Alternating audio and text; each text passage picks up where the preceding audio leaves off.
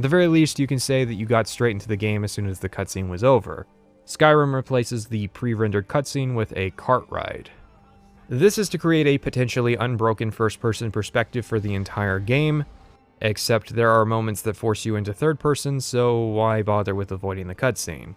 It's only 5 minutes, but those 5 minutes drag on a repeat playthrough, because there aren't details in this sequence to notice once you've completed the story.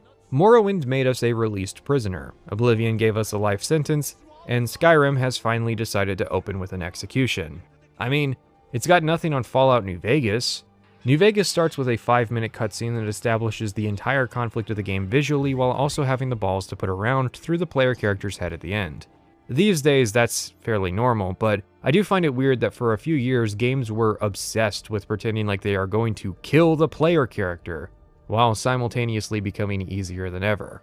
Skyrim's character creation is also much more streamlined, due to changes in the mechanics.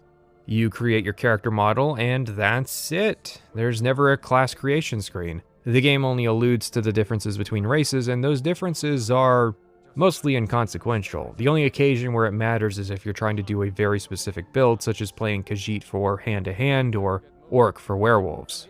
Speaking of, a big point of improvement was in the character models. Bethesda really took the criticism of the Oblivion character faces to heart. It is easier to make a decent-looking character in Skyrim than it was to make an ugly character in Oblivion. Not every character is a knockout, and there are far too few hair options, since hair is honestly what you're going to be seeing when you play in third person.